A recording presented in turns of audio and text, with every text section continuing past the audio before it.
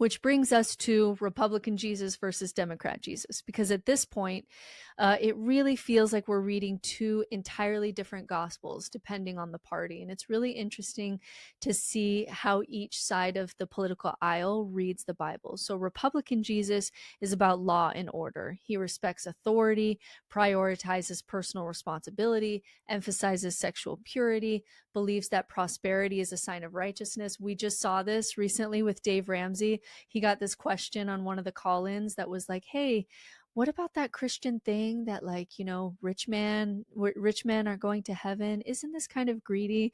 And then Dave Ramsey goes like, oh, I have 20, 30 properties. I don't even know anymore. I don't know the number, but because I'm Christian, I'm managing them for God. So it's not greed. And he got roasted online pretty heavily for that. And then also being deeply suspicious of outsiders. And so this Republican Jesus is kind of portrayed as a divine bodyguard for tradition American values: capitalism, gun rights, border enforcement, religious freedom, but somehow only for Christians. And this Jesus like might flip over tables, but it's only if like the drag queens are reading to the kids. Like it's not flipping tables of the institution in any way.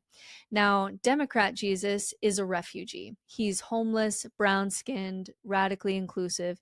He centers the poor and the marginalized. He heals without asking for payment. He flips tables of the institution in protest of greed.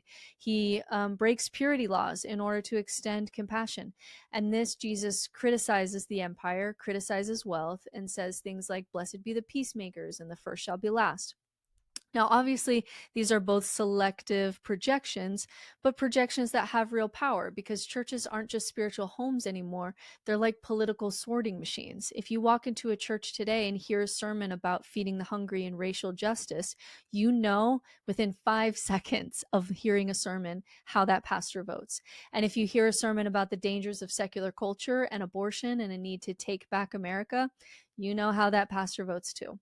And so what used to be one Jesus holding both justice and righteousness in tension, now that Jesus has been split in two. Like it used to be that there was room for law under Jesus, but there was also room for compassion. And so you could kind of hold both. But now we've split that Jesus into two characters. And so churches are fracturing over this.